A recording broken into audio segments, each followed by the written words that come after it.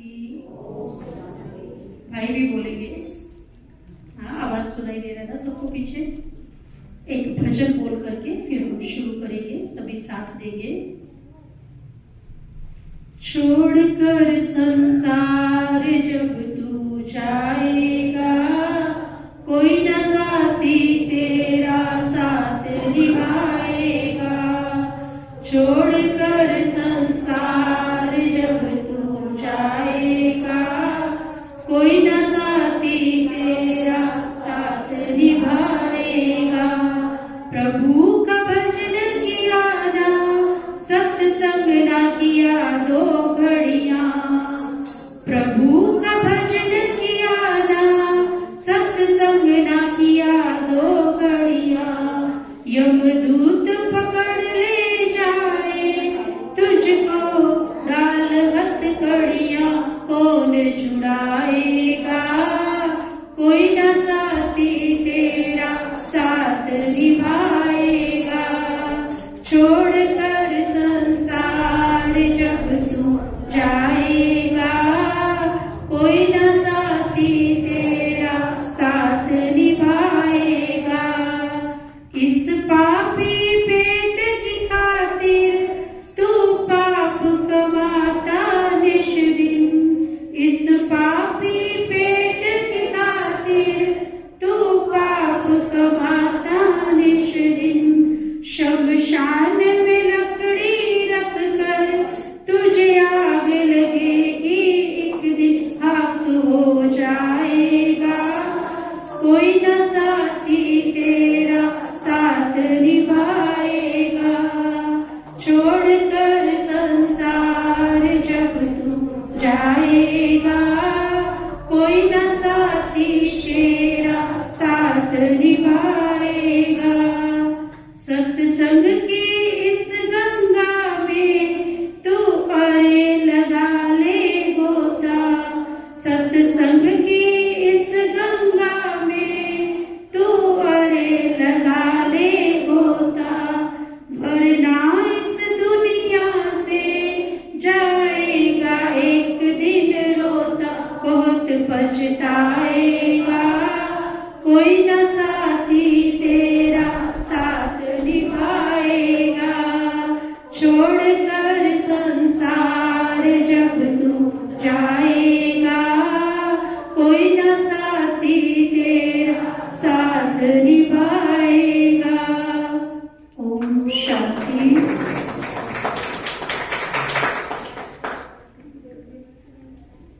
ओम शांति।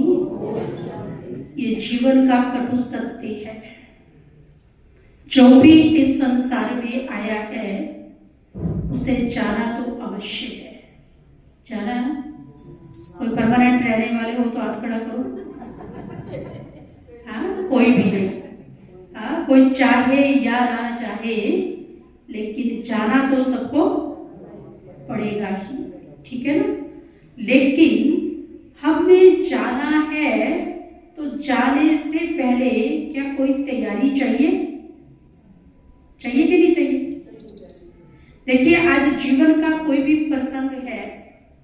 आज बच्चा पैदा होता है, 6-8 मास पूर्व उसकी तैयारी चलती है जन्म की। शादी होती है, उसकी तैयारी भी हम साल भर करते रहते हैं। लेकिन ये मृत्यु एक ऐसा प्रसंग है, क्या इसके लिए पूर्व तैयारी की आवश्यकता नहीं है? नहीं? माता जी कह रहे नहीं। हाँ, परमात्मा कहते हैं, अभी सुन रहे थे कि कोई न साथी तेरा साथ निभाएगा। छोड़कर संसार जब तू जाएगा। ये पक्का है ना? कोई किसी का कितना भी संबंधी नजदीक का हो, कितना भी प्यारा मित्र हो, कोई जाएगा साथ? कोई नहीं जाता है। लेकिन इंसान जब तक इस संसार में है, वो क्या कहता है? धन पदार्थ कमा रहा है, पाप करके भी कमा रहा है, और क्या कहता है? आज के इंसान की परिभाषा क्या है? सत्युग में परमात्मा कहते धीरे धीरे समय परिवर्तन होता जाता है ना। आज से कुछ वर्ष पूर्व ही अगर हम बात करते हैं, आज से लगभग अगर हम कहें कि 150 वर्ष पहले चले जाओ तो लोग क्या कहते थे? वो कहते थे कि मैं बाल बच्चे वाला हूं, इस संसार में मुझे सम्मान से जीना है, पाप नहीं करूंगा। ठीक है, बाल बच्चे वाला हूं, संसार में सम्मान से जीना है, मैं पाप नहीं करूंगा। आज का इंसान भी वही स्टेटमेंट बोल रहा है। आज का इंसान क्या कहता है? बाल बच्चे वाला हूं, सम्मान से जीना है, पाप नहीं करूंगा तो पेट कैसे पालूंगा? स्टेटमेंट तो वही है, लेकिन उसके भाव भावनाएं सब बदल चुकी हैं। लेकिन जब व्यक्ति पाप कर रहा है तो उसको ये नहीं समझ में आता है कि इसमें क्या मेरी भागीदारी में कोई और मेरा सहभागी बनेगा। वाल्मीकि जी की कहानी आप सबने सुनी हुई है ना? वाल्मीकि कौन थे? डाकू थे, है ना? कोई महात्मा से एक दिन उनकी मुलाकात हो गई तो उन्होंने कहा कि ये सब तुम क्यों कर रहे हो? कहता अपने परिवार के लिए। तो कहता अच्छा, परिवार से पूछ के आओ, जो कुछ भी तुम कर रहे हो आज उनके लिए, कल को जब तुम्हारे कर्म का हिसाब किताब होगा तब तुम्हारा परिवार तुम्हारा भागीदार बनेगा? तो हाँ, क्यों नहीं बनेगा? कहता जरा पूछ के तो अपने घर जाता है, अपनी पत्नी से कहता है कि ये सारा कुछ जो भी मैं कमा रहा हूँ पाप की कमाई से कैसे भी, तो तुम तो मेरी सहयोगी बनोगी ना, सहभागी बनोगी ना? वो कहती है तेरा फर्ज है हमें पालना, है ना? अब तू करेगा तो उसका भागीदार तो तू ही बनेगा, हम क्यों तेरे भागीदार बनेंगे? परिवार में बच्चों को सबको कोई उसका भागीदार बनने के लिए तैयार नहीं है। तो उसको एकदम से बुद्धि में ठनकता है, अरे मैं ये क्या कर रहा हूं, क्यों मैं पाप कर्म कर रहा हूं? तो वहीं से उसके जीवन का परिवर्तन हो जाता है।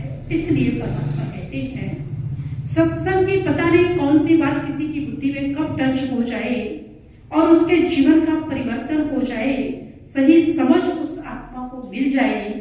क्योंकि आज व्यक्ति का केवल और केवल एक ही फोकस है कि हमें जीवन में धन चाहिए, साधन चाहिए, सुविधाएं चाहिए, बाय हुक एंड क्रुक कैसे भी मिले, किसी का गला काट के मिले, किसी का हिस्सा मार के मिले, किसी का कैसे भी मिले, लेकिन मुझे धन चाहिए। जैसे हो तैसे हो, मेरे पास पैसे हो, ये आज के इंसान की मेंटालिटी हो चुकी है। क्या कहते हैं? बाप बड़ा ना भैया, सबसे बड़ा रुपया। आज के संसार की स्थिति कुछ ऐसी दिखाई पड़ती है। परंतु यदि आध्यात्मिक ज्ञान को बुद्धि में आत्मा समझ लेती है तो क्या ये कमाई हमारे साथ जाने वाली है? धन पदार्थ साधन सुविधाएं जितने भी जुटा लें, आखिर तो वो सब यहाँ ही रहने वाले हैं। क्या जाने वाला है साथ में? वो सच्ची कमाई हमारे साथ, जिसके लिए भगवान ने हमें ये मानव जीवन दिया था। किस लिए दिया था भगवान ने ये मानव जीवन? कहने में हम कहते हैं ये मानव जीवन अमूल्य है, ये मानव जीवन हीरे तुल्य है। तो क्या आज का इंसान इस मानव जीवन की इतनी ऊंची वैल्यू को समझ पा रहा है? क्या उसके आधार से वो उतने पुण्य के कार्य, उतना श्रेष्ठ कर्म कर पा रहा है, या यूं ही इस जीवन को वेस्ट करता जा रहा है? परमात्मा कहते हैं थोड़ा सा विचारणीय विषय है कि हम इस संसार में किस लिए आए थे और क्या करने लगे। सब जानते हैं। कहते जब आत्मा परमात्मा के घर से यहाँ आती है सृष्टि रंगमंच पर पाठ बजाने के लिए, बच्चा गर्भ में होता है तो क्या कहता है, हे प्रभु मुझे जैसे भी करके इस गर्भ जेल से बाहर निकालो, अब मैं कोई पाप कर्म नहीं करूंगा, बस तुझे ही याद करूंगा, तेरा ही ध्यान करूंगा।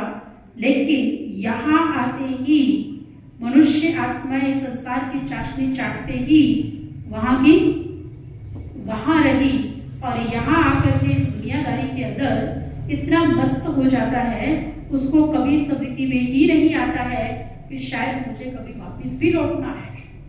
जबकि हम सब अपने वचनों में, प्रेयर्स में गाते आते हैं, ये चिड़िया रैन बसेरा, ना घर तेरा ना घर मेरा, ये जगत मुसाफिर खाना है, यहाँ आए हैं एक दिन जाना है।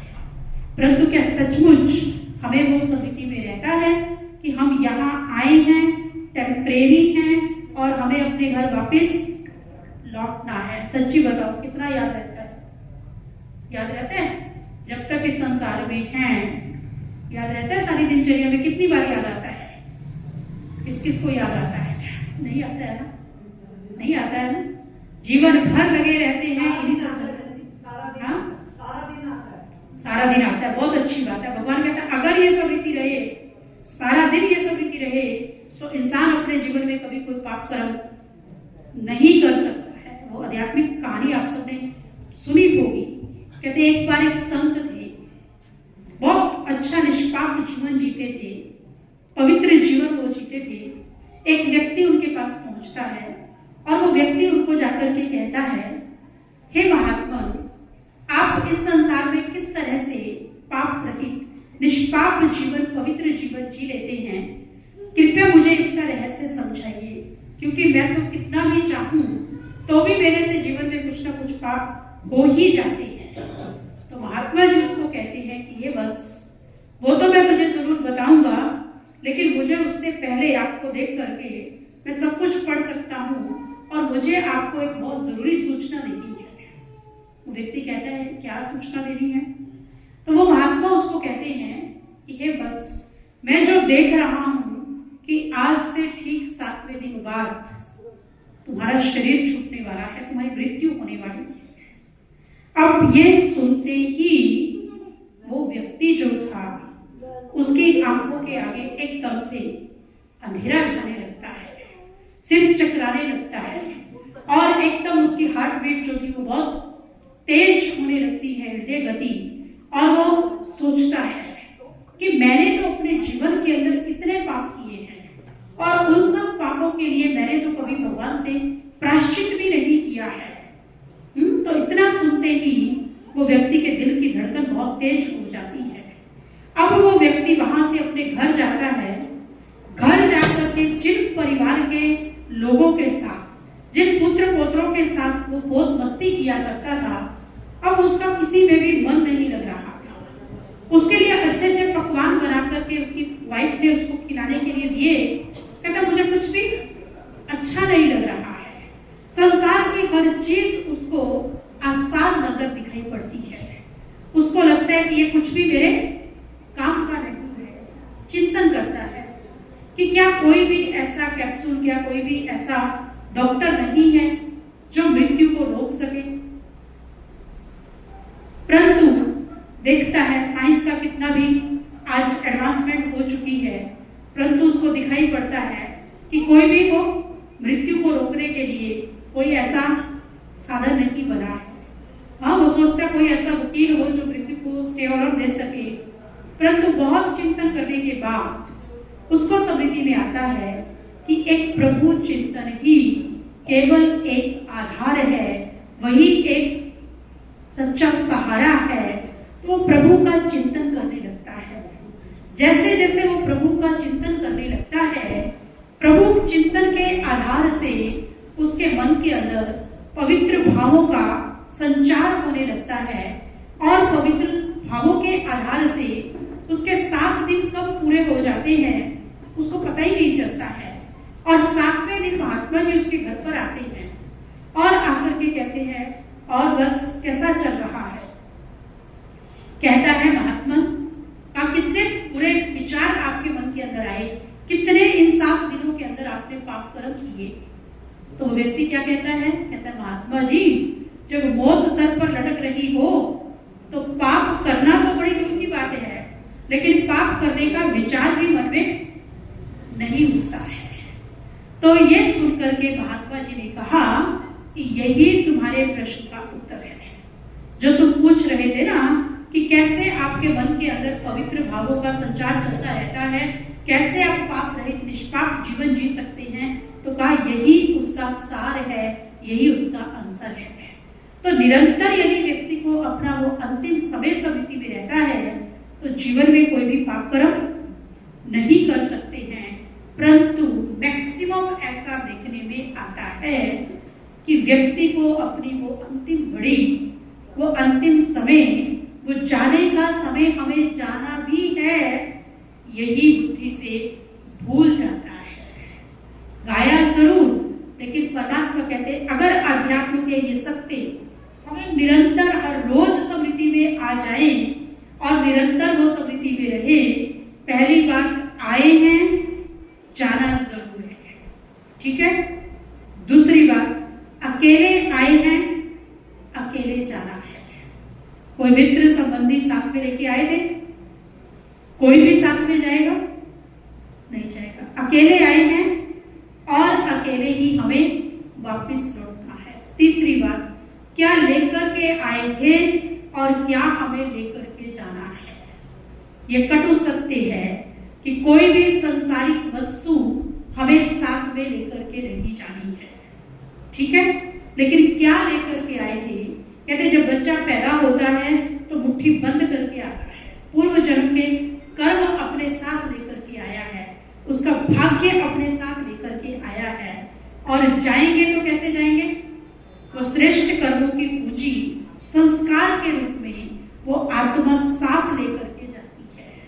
तो इस संसार में रहते हुए वो श्रेष्ठ कर्म करना और वो श्रेष्ठ कर्म करने की कला वो परम पिता परमात्मा सिखलाते हैं कि हे मानव, इस संसार में रहते हुए कैसे हम अपने जीवन के अंदर श्रेष्ठ कर्म कर सकते हैं। आज के समय में एक ऐसी भी स्थिति मनुष्य आत्माओं की देखने में आती है। अक्सर करके लोग क्या कहते हैं कि हम प्रभु का चिंतन करते हैं, प्रभु को याद करते हैं, लेकिन हमारा मन और बुद्धि परमात्मा की याद में टिकता नहीं है। मन एकाग्र नहीं होता है, बुद्धि भटक जाती है। किसी की शिकायत है? अक्सर करके ऐसी शिकायत सुनने को मिलती है कि मन बुद्धि हमारा एकाग्र नहीं होता है, मन बुद्धि भटक जाती है। परमात्मा कहते हैं उस भटकन का भी रीजन क्या है, कारण क्या है। मेरा मन क्यों भटकता है, कहाँ भटकता है?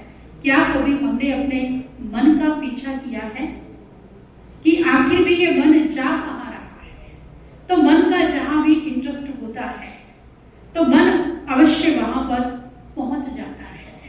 व्यर्थ चिंतन में, फालतू चिंतन में, नेगेटिव चिंतन में, तो जहां इस मन को इंटरेस्ट आता है मन वहां ही चला जाता है। तो इस मन का हम ध्यान रखें। और मन अक्सर कहा जाता है जहां इन कर्मेंद्रियों की कोई ना कोई चंचलता हो जाती है। ऐसा देखना नहीं चाहते थे, देख लिया, ऐसा बोलना नहीं चाहते थे, निकल गया, ऐसा करना नहीं चाहते थे, हमारे से हो गया, तो मन कहाँ जाएगा? उस समय हो गया। फिर खाली पलों में जब बैठे होते हैं प्रभु चिंतन में, फिर सोचते हैं अरे मैंने उसको ये बात बोल दी, अब वो मेरे बारे में क्या सोचेगा, उसका भाव क्या रहेगा, तो उसके पीछे मन बुद्धि भटक जाता है, स्लिप हो जाता है। तो इसलिए परमात्मा कहते हैं अपनी कर्मेंद्रियों का हमें कंट्रोलर बनना है, मालिक बनना है, राजा बनना है। जैसा मैं चाहूं वैसा ही मेरा मन चिंतन करे। जितना समय चाहूं उतना समय उस चिंतन में स्थित हो जाए। तो ये है मन और बुद्धि को कंट्रोल करना। और उसके लिए चाहिए बहुत काल का अभ्यास और सत्य ज्ञान की सही समझ। जब तक सत्य ज्ञान की सही समझ नहीं है तो मन और बुद्धि यूं ही भटकता रहता है। और दूसरा मुख्य कारण ये है कि हमें मन लगाना किसमें है, हमें वो भी सत्य ज्ञान होना चाहिए कि आखिर भी मेरा मन मुझे लगाना कहाँ है, और मन को लगाने वाली मैं शक्ति कौन हूँ, अर्थात स्वयं का परिचय और उस पिता परमात्मा का भी परिचय जिसके साथ हमें मन बुद्धि को लगाना है। तो जब हमें दोनों का सत्य ज्ञान होगा तब तो हमारा कनेक्शन उससे जुड़ पाएगा, जिसको हम राजयोग कहते हैं। योग माना संबंध, योग माना जोड़, योग माना कनेक्शन। किसका कनेक्शन?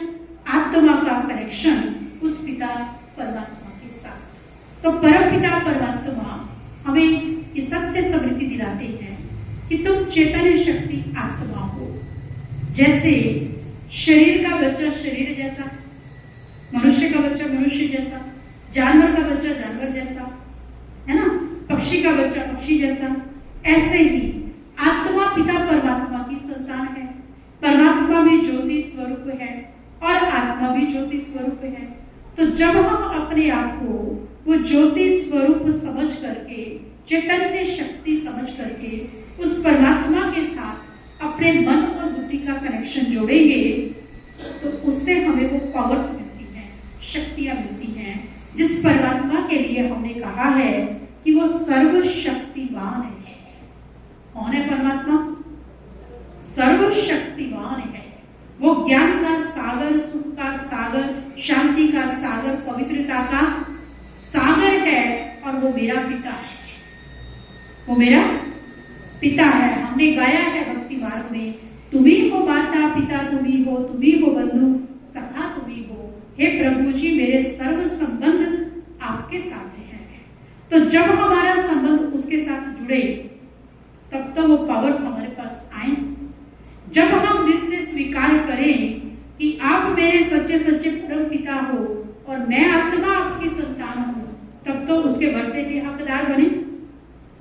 लौकिक दुनिया में भी क्या होता है, बच्चा पैदा हुआ और पैदा होते ही क्या कहते थे, वारिस आ गया। किया कुछ भी नहीं, लेकिन क्या हो गया, वारिस आ गया, सारी प्रॉपर्टी का मालिक बन गया। तो जिस दिन से हमने दिल से स्वीकार किया कि हे परम पिता परमात्मा, मैं आत्मा आपकी संतान हूं, तो हम भी कौन हो गए, भगवान के वारिस बच्चे हो गए, उसकी प्रॉपर्टी के हकदार हो गए। तो उसकी प्रॉपर्टी क्या है, पवित्रता, सुख, शांति, ज्ञान, आनंद और शक्ति, ये उसकी प्रॉपर्टी है। तो परमात्मा कहते हैं उसकी प्रॉपर्टी को लेने के लिए हमें उसके साथ अपने संबंध को जोड़ना होगा, और निरंतर बुद्धि का कनेक्शन उसके साथ लगा रहे, जिसके लिए कहा भी गया, जैसा संग वैसा रंग। अब लौकिक में भी जिसका संग जिसके साथ होगा, तो उसके संग का रंग लगेगा कि नहीं लगेगा, लगेगा ना। तो परमात्मा कहते हैं हमारा बुद्धि का संग, कौन सा संग, बुद्धि का संग उस परमात्मा पिता के साथ होगा, तो उसकी एनर्जी, उसकी पावर्स हमारे पास आएंगी कि नहीं आएंगी। लौकिक में आप देखो, अगर किसी के साथ हमारा कनेक्शन इतना अच्छा नहीं है, हमारा संबंध इतना अच्छा नहीं है, हम उसको याद कर रहे हैं, क्या आ रहा है, नेगेटिव वाइब्रेशन आ रहे हैं, नेगेटिव एनर्जी आ रही है, ठीक है। अगर किसी के साथ संबंध बड़ा अच्छा है, उसको बड़े प्यार से याद कर रहे हैं, तो पॉजिटिव एनर्जी आएगी। लेकिन वो परमात्मा कौन है, वो कौन है, वो हाईएस्ट अथॉरिटी है, वो सर्वशक्तिवान है। तो उसके साथ जब बुद्धि का कनेक्शन जुड़ेगा, तो उससे कौन सी एनर्जी आएगी, कौन सी एनर्जी आएगी, हाईएस्ट एनर्जी आएगी, उससे शक्तियों की एनर्जी आएगी। परम पवित्र है वो, तो वो पवित्रता की पावर्स वो हमारे पास आएंगी। तो जब उसके साथ मन बुद्धि का कनेक्शन जुड़ता जाता है, तो मन और बुद्धि कैसी होती जाती है, स्वच्छ होती जाती है, प्योर होती जाती है। आज हम कितना भी गंगा स्नान कर लें, क्या गंगा स्नान करने से आत्मा का शुद्धिकरण हो सकता है, हो सकता है। जीवन भर पाप करें और जाकर के गंगा में डुबकी लगाएं, हो जाएंगे प्योर, बन जाएंगे पावन, नहीं। परमात्मा कहते हैं उसके लिए क्या चाहिए, ज्ञान का स्नान चाहिए, ज्ञान का चिंतन चाहिए। तो जितना जितना ज्ञान का स्नान हम रोज रोज करते जाएंगे, तो आत्मा के ऊपर जो मैल लगी हुई है विषय विकारों की, वो मैल साफ होती जाएगी, आत्मा शुद्ध और पावन होती जाएगी। और जितना शुद्ध और पावन होगी, उसका इफेक्ट हमारे बाह्य जीवन पर, व्यवहारिक जीवन पर भी आएगा। कभी कभी लोग ऐसा समझ लेते हैं कि इस आध्यात्मिक ज्ञान की हमें क्या आवश्यकता है, ज्ञान ध्यान का हमें क्या करना है, बस हमारी गृहस्थी ठीक से चलती रहे, बस हमारा कोई उम्र थोड़ी अभी इस ज्ञान ध्यान की। परमात्मा कहते हैं ये आध्यात्मिक ज्ञान है ही हमारे व्यवहारिक जीवन को अच्छा बनाने के लिए। ये आध्यात्मिक ज्ञान हमें ये नहीं कहता है कि बस घर गृहस्थ छोड़ के जंगलों में चले जाओ, मंदिर में बैठ जाओ, हाँ या आश्रम में आके बैठ जाओ, बस राम राम शिव बाबा बोलते रहो। नहीं, ये आध्यात्मिक ज्ञान हमें सिखाता है कि जीवन को किस रीति से जियो, जीवन हो तो कैसा जीवन हो, जीवन हो तो सुख शांति से संपन्न, खुशियों से भरपूर जीवन हो, तो जो जीवन जीने का आनंद आत्मा प्राप्त कर पाए, है ना। एक है जीवन जीना यानी आनंदित जीवन जीना, खुशनुमा जीवन जीना, तनाव मुक्त जीवन जीना, ठीक है। और एक जीवन है मनोबोझ इस मन के ऊपर है, ठीक है। इतने सारे बोझ को लेकर के तनाव में, चिंता में, टेंशन में, परेशानियों में व्यक्ति जीवन जी रहे हैं, निरंतर दुखी और परेशान है वो व्यक्ति, तो कौन सा जीवन अच्छा है? शांति का जीवन अच्छा है। तो शांति का जीवन, खुशी का जीवन बनेगा कैसे? परमात्मा हमें वो विधि सिखाते हैं जो अभी आप बहन जी से सुन रहे थे, मन क्या है। परमात्मा कहते हैं आज व्यक्ति के जीवन में हर व्यक्ति की बस यही चाहना रहती है कि मुझे खुशी मिले, मुझे प्यार मिले दूसरों से, यही चाहना रहती है। अब जो हमें चाहिए, हमें क्या करना पड़ेगा? परमात्मा कहते हैं वो हमें औरों को देना पड़ेगा और अपने मन को इन सब भावनाओं से शुद्ध करना पड़ेगा। कहा खुशी कब आ सकती है? जब हमारे मन के अंदर किसी के प्रति भी वो नेगेटिव थॉट्स नहीं होंगे, कोई अकल्याण की भावनाएं नहीं होंगी, किसी के प्रति भी जीवन में ईर्ष्या नहीं होगी, हरिक के लिए शुभ भावना होगी, तब हमारा मन सुखी और शांत बन सकता है, रह सकता है। Are you agree? क्या आप एग्री है मेरे से? अगर मन के अंदर हम किसी के लिए भी ईर्ष्या या द्वेष की भावनाएं क्रिएट करें तो क्या हम सुख की नींद, चैन की नींद सो सकेंगे? सो सकेंगे? पड़ोसी का बच्चा अच्छी नौकरी पे लग गया, अच्छा बिजनेस उनका हो गया, अब विचार चले, हाँ पता है कैसे कमाया इन्होंने, कैसे 2 नंबर का काम करते हैं, क्या किया है इन्होंने, ऐसा किया है, वैसा किया है, ऐसी भावनाएं। कोई नहीं पता चल जाएगा कल को फला फला फला, पता नहीं क्या क्या, ठीक है। अगर इस तरह की भावनाएं होंगी, क्या मिलेगा? क्या मिलेगा? सुख मिलेगा, शांति मिलेगी, चैन मिलेगा, संबंध अच्छे होंगे, प्यार बढ़ेगा, क्या होगा?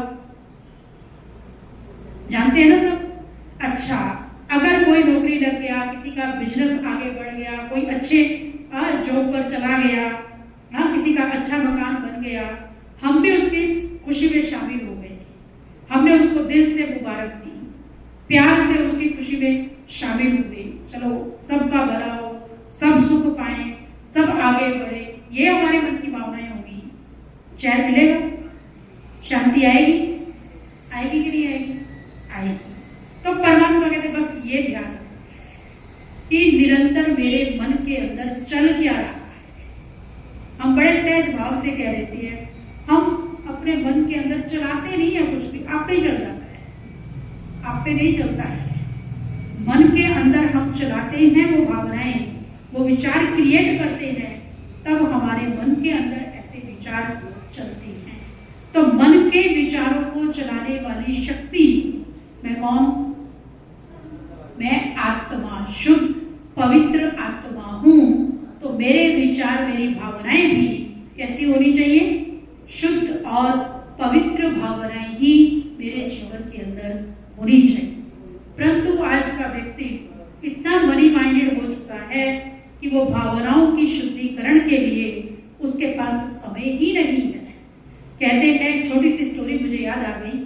कहते एक बार 2 दोस्त थे। एक दोस्त जो था ना, वो बड़ा बिजनेसमैन, बड़ा बिजी रहता था, सारा दिन बिजनेस में बहुत उसका समय जाता था।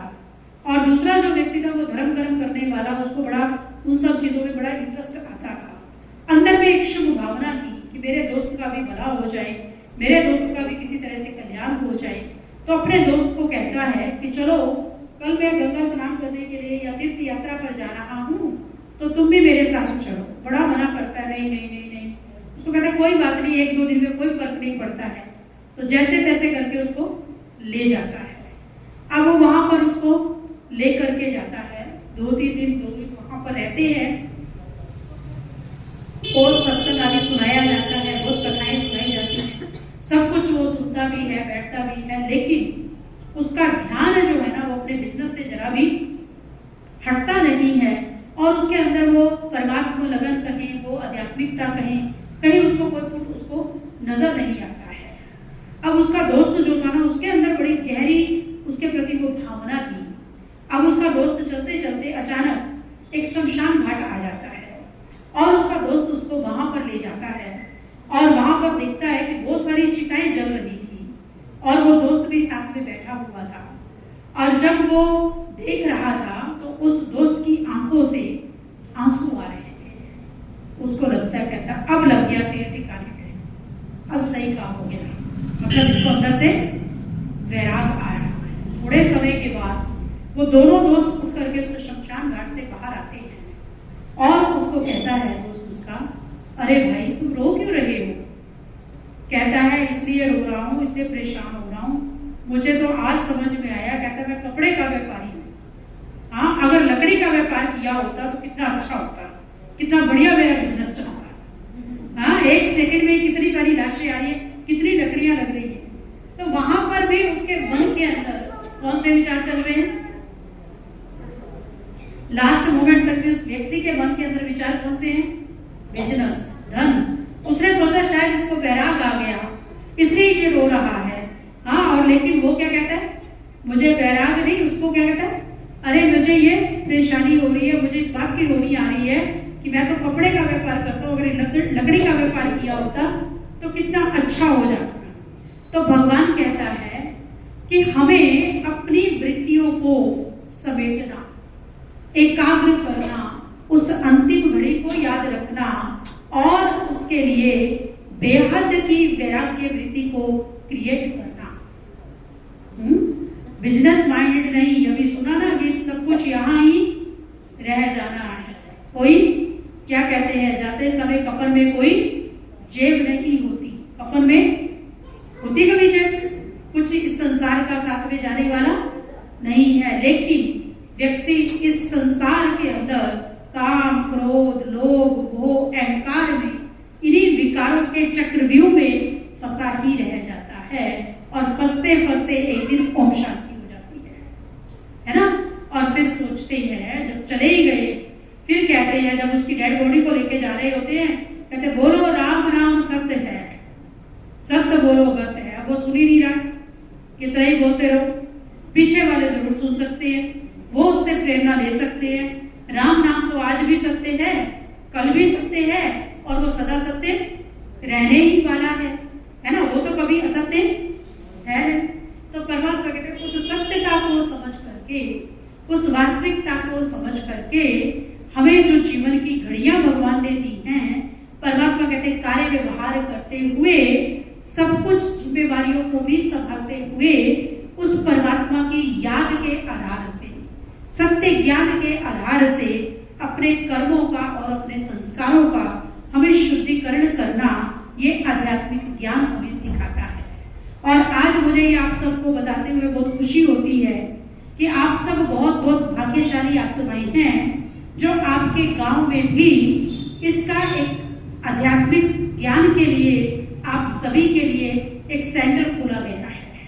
वो परमात्मा की प्रेरणा से कहें, या आप सबके शुभ संकल्पों से कहें, या आप सबकी श्रेष्ठ भावनाओं का ही फल कहें, कि जो आपके गांव में ही ये ईश्वरीय विश्वविद्यालय की एक शाखा खोली गई है, जहां पर आप रेगुलर आकर के वो 7 दिन का कोर्स कर सकते हैं, उस आध्यात्मिक ज्ञान को अपने जीवन में अपना सकते हैं। परमात्मा कहते हैं हमें ये गहराई से थोड़ा समझ लेना है, ये कोई धर्म नहीं है। प्यारे भाइयों और बहनों, थोड़ा सा ध्यान पर रहे, ये कोई धर्म नहीं है। आध्यात्मिकता हर धर्म को ऊंचा, हर धर्म में वो उच्च आध्यात्मिकता के नियम हर धर्म के अंदर सिखाए जाते हैं। तो ये आध्यात्मिक ज्ञान है, ये ईश्वरीय विश्वविद्यालय है। विद्यालय माना स्कूल, जहाँ पर पढ़ाई पढ़ाई जाती है। उस लौकिक स्कूल में इस लौकिक जीवन के लिए पढ़ाई पढ़ाई जाती है, और ये आध्यात्मिक ईश्वरीय विश्वविद्यालय है, और इसके अंदर आध्यात्मिक पढ़ाई पढ़ाई जाती है, जिसके द्वारा आप अपने इस जीवन को और भविष्य आने वाले 21 जन्मों को भी सुधार सकते हैं, अपने जीवन को श्रेष्ठ बना सकते हैं। तो ये विद्यालय जो आपके गांव में खुला है,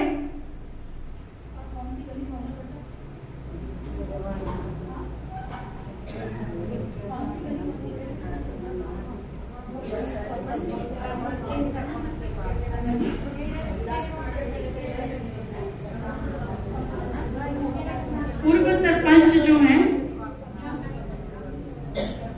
आपके ही गांव के जो पूर्व सरपंच रहे हैं मनजीत सिंह, उनके घर पर ही ये ईश्वरीय विश्वविद्यालय की शाखा खोली गई है। तो जहां पर रेगुलर परमात्मा के महावाक्य, जिसको हम ज्ञान मुरली कहते हैं, रोज रोज परमात्मा के वो महावाक्य वहां पर सुनाए जाते हैं, जिससे आप सभी अपने जीवन के अंदर जब उन महावाक्यों को सुनते हैं, उसको अपने जीवन में धारण करते जाते हैं, प्रैक्टिकल लाइफ में अपनाते हैं, तब आप उनको फील करते हैं कि उससे हमारे जीवन के अंदर कितनी श्रेष्ठता आती जाती है। तो ये आध्यात्मिक ज्ञान हमें तनाव मुक्त जीवन जीने की कला सिखाता है। संबंधों में मधुरता कैसे अपनाई जाए, कैसे वो हमारे संबंध सुमधुर हों, कैसे हमारे जीवन में सच्चा सुख और शांति का अनुभव हम करें, तो वो शिक्षा इस ईश्वरीय विश्वविद्यालय में दी जाती है। तो आप सभी इस ईश्वरीय विश्वविद्यालय में रेगुलर आ सकते हैं। बहनें यहाँ पर रहती हैं। आप अगर कोर्स भी करना चाहें तो वो 7 दिन का कोर्स पर्सनली भी दिया जाता है। एक घंटे के लिए आपको केवल 1 घंटा, पौना घंटा निकालना है। आधे पौने घंटे के अंदर आप वो कोर्स कर सकते हैं। और अगर आप चाहें, जैसे आज आप सब यहाँ पर आकर के बैठे हैं, जो इस एरिया से माताएं आई हैं, थोड़ा हाथ खड़ा करेंगी। जो यहाँ के एरिया के आसपास की माताएं, थोड़ा लंबा हाथ खड़ा करो। हाथ खड़ा करने में शर्म आएगी, हाथ खड़ा करो थोड़ा सा लंबा। ठीक है। और बाकी सब कहाँ से आए हैं? बहुत दूर से हैं, भगवान से भी दूर से आए हैं। हाँ, भगवान का परम धाम से आया है। हाँ, देखो माताएं, देखो थोड़ा सा अपने जीवन के उद्धार के लिए, कल्याण के लिए हमें थोड़ा सा समय निकालना चाहिए कि नहीं निकालना चाहिए? अभी आप सबने सुना कौन सी कमाई हमें करनी है, क्या साथ जाना है, तो उसको बुद्धि में ग्रहण करना। और उसके लिए हम कहते रहे जी हम तो बड़े बिजी हैं, हम तो बड़े बिजी हैं, हम तो टाइम निकाल नहीं सकते हैं। अभी अभी बैठे बैठे यहाँ से ओम शांति हो जाए, सबके घर के कारोबार चलेंगे कि नहीं चलेंगे, मेरे सही चलेगा कि नहीं चलेगा? किसी का भी हो सकता है कि नहीं हो सकता है? हो सकता है ना। लेकिन जब तक हम जिम्मेवार हैं, हम ये नहीं कहते कि जिम्मेवारियां नहीं संभालो, सब कुछ करो, लेकिन क्या 1 घंटा भी हम अपने लिए नहीं निकाल सकते? नहीं निकाल सकते। परमात्मा कहते ज्यादा नहीं, सिर्फ 1 घंटा। और अगर आप इच्छुक हो तो यहाँ पर ही आकर के आपको 7 दिन का कोर्स दिया जा सकता है। और यदि नहीं, अगर आप चाहे सेंटर पर आना, तो वहां पर भी आप आ सकते हैं। तो जैसी भी चाहना हो आपकी, तो आप माता जी को बता सकते हैं। और अगर आप चाहें तो रेगुलर हम इसी तरह से 1 घंटा आकर के आपको यहाँ पर कोर्स करा सकते हैं। और उसके बाद भगवान के महावाक्य, जिसको मुरली कहा जाता है, तो वो मुरली आप रेगुलर सेंटर पर आकर के सुन सकते हैं। और फिर मोहल्ले वाइज भी कुछ थोड़ा सा समय एडजस्ट करके तो भी सुनाया जा सकता है। लेकिन परमात्मा कहते हैं कदमों में पद्मों की कमाई जमा होती है। अगर 10 कदम चल के यहाँ से वहां तक जाएंगे, क्योंकि कोई गलत काम करने तो जा नहीं रहे हैं, सीधी सी बात ये है। अपने जीवन के कल्याण के, उद्धार के लिए, चिंतन के लिए अगर हमें 10 कदम चलना पड़े, ठीक है, तो क्या बड़ी बात है। डॉक्टर भी कहते हैं चलो जो बिल्कुल नहीं चल सकते उनकी बात अलग है, लेकिन जो स्वस्थ है, जो चल सकते हैं, 10 कदम चलना भी पड़े तो क्या बड़ी बात है। हम आपको बताएं, हमें लगता है कि ब्लॉकेज हमारे माइंड के अंदर है। अब देखो बड़े बड़े शहरों में क्या होता है ना, सेंटर्स 8-8, 10-10, 20-20 किलोमीटर की दूरी पर, दिल्ली चंडीगढ़ जैसे शहर में हम देखते हैं भाई बहने 30 किलोमीटर की दूरी भी तय करके रेगुलर भगवान के महावाक्य सुनने के लिए आते हैं। ठीक है। अच्छा, उससे और छोटे शहरों में चले जाओ तो वो 2, 4, 5, 7 किलोमीटर तक भी सहज से आते हैं। धीरे धीरे और छोटे कस्बों में और गांव में आ जाओ तो गांव में पता क्या कहते हैं, एक गली से दूसरी गली में भी सेंटर होता है ना, बहन जी बड़ा दूर है। हाँ, अब ये दूरी कहाँ की है? मन की है, मन की है। ये सचमुच दूरी है? बताओ। परमात्मा कहते देखो, अगर हमें शारीरिक बीमारी होती है, एक सेकंड के लिए समझो, किसी को घुटनों में दर्द है, किसी की कमर में दर्द है, अगर आपको पता चल जाए कि वहां पर एक डॉक्टर आया है बड़ौदा के अंदर और वो 10 सीटिंग लेता है और 10 सीटिंग के अंदर वो सारी बीमारी एकदम से ठीक कर देता है, ठीक है, 10 सीटिंग के अंदर बीमारी एकदम कवर हो जाती है, पक्की गारंटी है। माताएं जाएंगी कि नहीं जाएंगी? जाएंगे। कह दो जी साधन ही नहीं जाता, यहाँ से कैसे जाएंगे? क्या कहेंगे? वही कैसे भी करके इसको उसको पकड़ करके पहुंच जाएंगे। और डॉक्टर कहेगा 10 सीटिंग में नहीं, आपकी तो 20 सीटिंग लगेगी क्योंकि आपकी बीमारी थोड़ी गहरी है। क्या करेंगे? जाएंगे कि नहीं जाएंगे? बोलो माताएं, जाएंगी ना? अच्छा, ठीक उसी प्रकार से ये है हमारे मन की बीमारियां, काम, क्रोध, लोभ, मोह, अहंकार, ईर्ष्या, द्वेष, घृणा, नफरत, ये सारी बीमारियां किस किस को लगी हुई हैं? सबको लगी हुई है, सबको लगी हुई है कि नहीं? और इन्हीं बीमारियों के कारण हमारा जीवन दुखी और अशांत है कि नहीं है? है। अब परमात्मा गारंटी करता है कि अगर तुम मेरा सत्य ज्ञान सुनते हैं, उसको अपने जीवन में अपनाते हैं, तो तुम्हारा जीवन में खुशियों से भर सकता हूं, सुख शांति से भर सकता हूं। लेकिन बच्चे, 1 घंटा तो मुझे देना पड़ेगा, वो भी किसके लिए? उसके लिए नहीं, अपने लिए।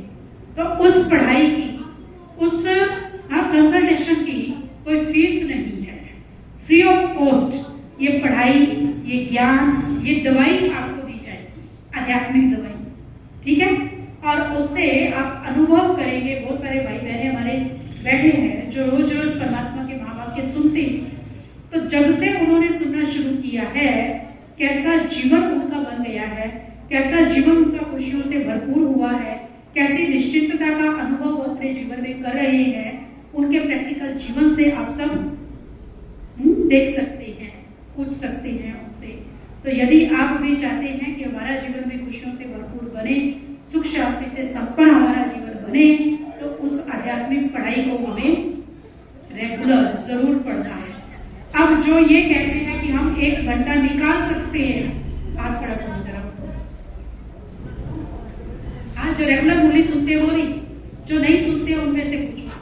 हाँ, जो कहते हैं कि हम 1 घंटा निकाल सकते हैं, थोड़ा सा हाथ खड़ा करो। बस पीछे भाई, एक सेकंड भी नहीं है आपके पास तो। हाँ भाई, निकाल सकते हैं टाइम के? नहीं निकाल सकते हैं।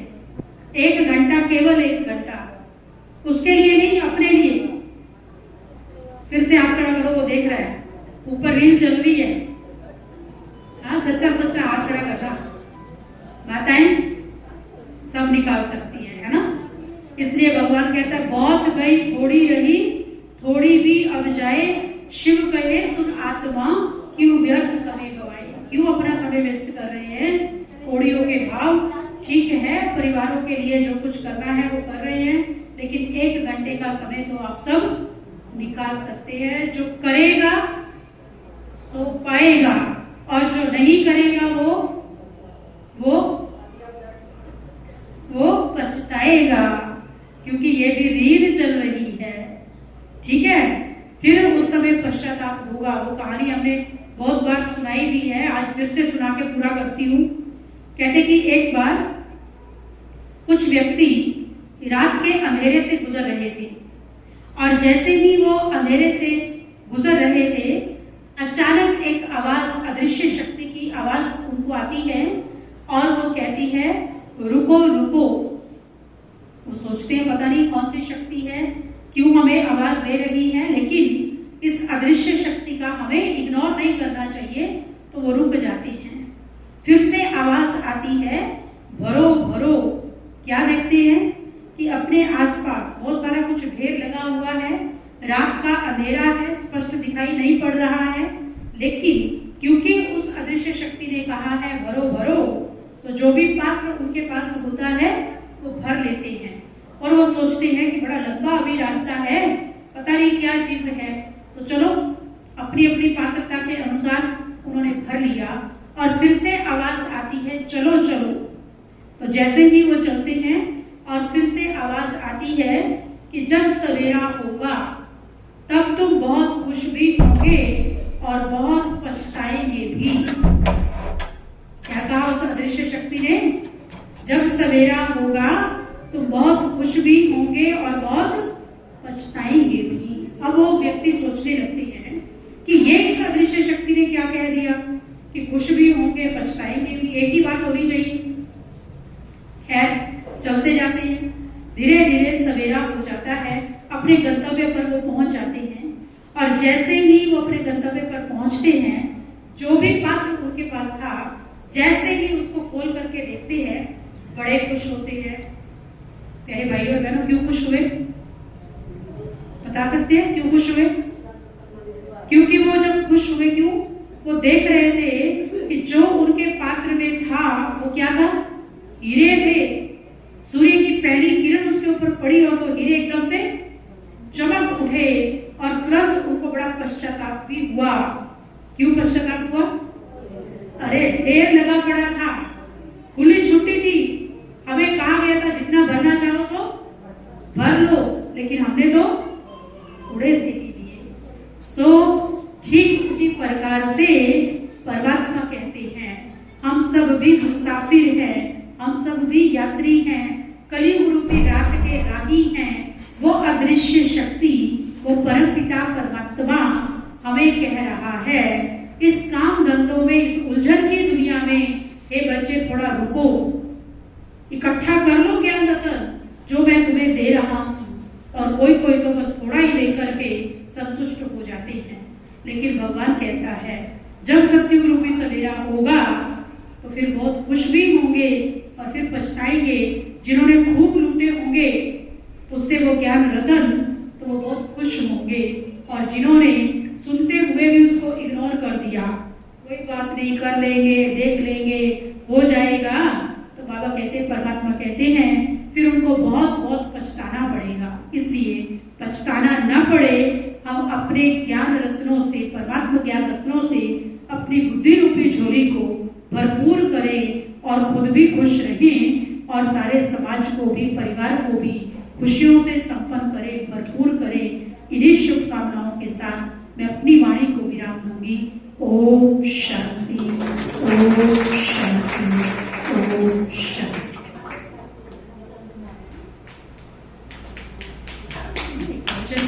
फिर पूरा करेंगे।